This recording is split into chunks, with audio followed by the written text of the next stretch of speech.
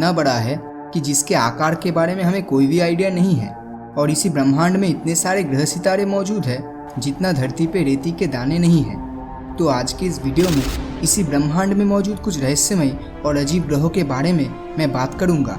और हो सके तो इस वीडियो को एकदम लास्ट तक जरूर देखना, क्योंकि लास्ट वाला प्लैनेट सबसे अजीब और कमाल का होने वाला है, द डायमंड प्लैनेट। इस प्लैनेट का असली नाम है 55 कैनक्री ई और ये एक ऐसा ग्रह है जो कि हीरे का बना है। इस प्लैनेट का हीरे से बना हिस्सा हमारी धरती के पूरे वजन से लगभग 3 गुना ज्यादा है। इस प्लैनेट को साल 2004 में डिस्कवर किया गया था। वैज्ञानिकों का कहना है इस प्लैनेट का 1/3 हिस्सा सॉलिड हीरे से बना हो सकता है। जैसा कि हम जानते हैं कि डायमंड कार्बन से बनता है, तो उसी तरह इस ग्रह का ज्यादातर हिस्सा कार्बन का बना है। वैज्ञानिकों ने अनुमान किया है कि इस प्लैनेट के कोर में मौजूद कार्बन के ऊपर बहुत ज़्यादा प्रेशर पड़ने की वजह से ये कार्बन डायमंड में कन्वर्ट हो गया है। ये प्लैनेट स्टार 55 कैनक्री ए के काफ़ी करीब मौजूद है, जिस वजह से इसका टेम्परेचर लगभग 1700 डिग्री सेल्सियस के करीब है। डायमंड से भरा होने के कारण पैसों के मामले में इस ग्रह की कीमत लगभग 27 नॉन-मिलियन डॉलर्स की इक्वल है और ये हमारे पूरे धरती के जीडीपी से 385 क्वाड्रिलियन गुना ज़्यादा है। आइडिया के तौर पे एक क्वाड्रिलियन मतलब 1 के पीछे 15 जीरोस और एक नॉन-मिलियन मतलब 1 के पीछे 30 जीरोस। आई होप इससे आपको एक आइडिया तो लग ही गया होगा कि इस ग्रह की क्या कीमत हो सकती है। अगला प्लैनेट है केपलर 452b। 2015 में नासा के मुताबिक धरती के जैसा एक प्लैनेट डिस्कवर्ड हो चुका है, जिसका नाम दिया गया है केपलर 452b।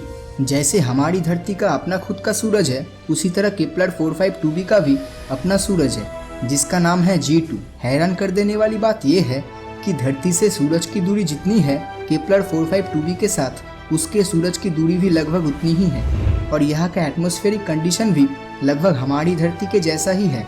मतलब हमारी अर्थ की तरह यहाँ भी पानी, मिट्टी और हवाएं होने की प्रबल संभावनाएं हैं। इसका मतलब यहाँ पर धरती की तरह बहुत से विचित्र प्रजाति के जीवों के होने का हायर पॉसिबिलिटीज़ है। पृथ्वी के साथ इतनी सिमिलरिटीज़ होने के कारण इसे अर्थ 2.0 भी कहा जाता है। सूरज का एक चक्कर लगाने में धरती को 365 डेज लगता है और वही दूसरी तरफ केपलर 452b को अपने सूरज G2 का एक चक्कर लगाने में 385 डेज जितना समय ले लेता है। मतलब दोनों के रिवोल्यूशन टाइम में सिर्फ 20 दिन का डिफरेंस है।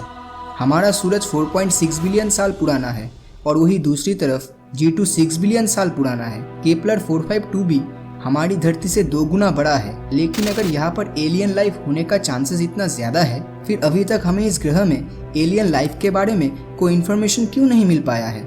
दरअसल धरती से इस प्लैनेट की दूरी लगभग 1400 लाइट ईयर जितनी है। अब आप समझ ही चुके होंगे कि यहाँ तक पहुँचने में आज के टेक्नोलॉजी से बनी स्पेसशिप को कितना ज़्यादा समय लग जाएगा।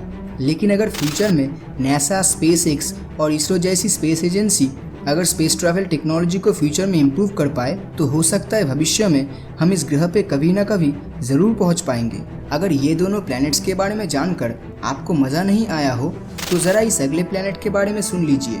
ये ऐसा प्लैनेट है जहाँ पर बारिश ज़रूर होती है, मगर वो पानी का नहीं बल्कि कांच की होती है। असल में इस ग्रह का वायुमंडल सिलिका के पार्टिकल से बना है और ये सिलिका रेती में पाया जाता है। और ये कांच की बारिश कोई मामूली बारिश नहीं है, क्योंकि यहाँ पर हवाएं लगभग 8700 किलोमीटर पर आवर के रफ्तार से बहती है। आइडिया के लिए बताना चाहूँगा, ये स्पीड साउंड के स्पीड से लगभग 7 गुना ज़्यादा है। सुनकर यकीन नहीं होता है ना, लेकिन सच्चाई यही है। एक सेकंड के लिए इमेजिन कीजिए आप एक ऐसे प्लैनेट पे हो जहाँ पर ये सिलिका पार्टिकल कांच के रूप में आसमान से गिर रही है, और वो भी साउंड के स्पीड से 7 गुना ज़्यादा तेज़ी से। ये तो इमेजिन करने में भी डर लगता है। इसके साथ इस ग्रह का तापमान लगभग 930 डिग्री सेल्सियस के करीब है, जो यही सिलिका पार्टिकल को पिघलाकर कांच में कन्वर्ट कर देता है। ये प्लैनेट HD 189773b को बाहर से देखकर कौन बता सकता है कि यहाँ पर कांच की बारिश होती है। अगला प्लैनेट है ग्लीस 436b। इस प्लैनेट को 2004 में डायमंड प्लैनेट के साथ ही डिस्कवर किया गया था। इस ग्रह की खासियत ये है कि ये एक आग में जलने वाला बर्फ का प्लैनेट है। अब ये सुनकर हर कोई बोल सकता है कि भाई ये क्या बकवास कर रहा है, ग्रह पूरा बर्फ से बना है और फिर भी जल रहा है। लेकिन यकीन मानिए फ्रेंड्स, यही इस ग्रह की खासियत है।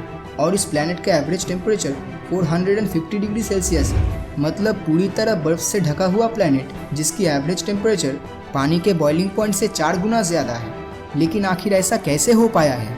असल में इस प्लैनेट का ग्रेविटेशनल फोर्स इतना ज़्यादा है कि अगर हाई टेम्परेचर की वजह से बर्फ़ पिघलकर गैस में कन्वर्ट हो भी जाता है तो वो ऊपर आसमान में जाने की वजह और ग्रेविटेशनल फोर्स की वजह से सीधा प्लैनेट के अंदर चला जाता है और यही गैस फिर से बर्फ़ बन जाती है और यही रोटेशन प्रोसेस चलता रहता है और इसी आकर्षण बल के कारण ये एक नॉर्मल ग्रह की तरह भाप में बदल के बारिश भी नहीं ला पाता।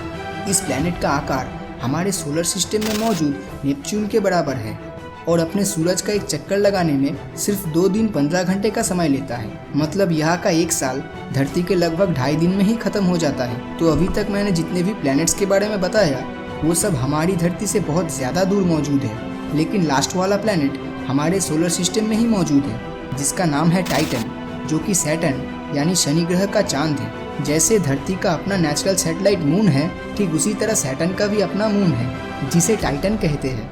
लेकिन इसमें आखिर ऐसी क्या खास बात है? टाइटन का एटमॉस्फेयर इतना डेंस है कि ईयर 2005 से पहले हमें ये पता भी नहीं था कि इसके भीतर की सतह पे क्या क्या मौजूद है। तो 2005 के बाद वैज्ञानिक टाइटन के भीतर की सतह के बारे में जान पाने में सक्षम हुए थे, जो कि कुछ इस तरह दिखता है। ये एक ऐसी जगह है जहाँ पर एटमॉस्फेयर के साथ साथ नदियाँ और झील भी मौजूद है। यहाँ तक टाइटन पर धरती की तरह ही बारिश होती है, लेकिन यहाँ का टेम्परेचर -179 डिग्री सेल्सियस जितना है। इसी वजह से यहाँ पर पानी भी छूने पर बिल्कुल एक चट्टान के जैसा महसूस हो सकता है। और यहाँ पर natural gas methane gaseous condition में नहीं बल्कि लिक्विड स्टेट में रहता है। तो अब तक जो रिवर, क्लाउड्स और लेक्स की बात कर रहा था वो असल में पानी का नहीं बल्कि मीथेन गैस का बना है। अब तक टाइटन ग्रह के सिर्फ 20% रीजन के बारे में ही साइंटिस्ट जान पाए हैं, लेकिन सिर्फ उसी 20% रीजन में इतना ज़्यादा नेचुरल गैस मौजूद है जो हमारी पूरी धरती में मौजूद नेचुरल गैस और तेल से 100 गुना ज़्यादा है। जिस तरह हमारी धरती पर नेचुरल रिसोर्सेज की कमी दिखाई दे रही है, उस हिसाब से भविष्य में टाइटन ग्रह पर स्पेस मिशन करना इंसानी सभ्यता के लिए बहुत ही फायदेमंद हो सकता है। और टाइटन के बारे में सबसे अजीब बात यह है कि आप चाहे तो टाइटन पर उड़ भी सकते हैं। असल में टाइटन का एटमॉस्फेयर इतना ज़्यादा डेंस है और दूसरी तरफ यहाँ का ग्रेविटी उतना ही कम है। तो इसी वजह से अगर आप अपने दोनों हाथ और पैरों में पंख लगाकर उड़ने की कोशिश करते हो तो आप आसानी से टाइटन के एटमॉस्फेयर में उड़ पाएंगे किसी पंछी की तरह, जो हमारी धरती पे कर पाना लगभग नामुमकिन है। तो इन सारे प्लैनेट्स में से आपको कौन सा सबसे अच्छा लगा नीचे कमेंट करके ज़रूर बताएं।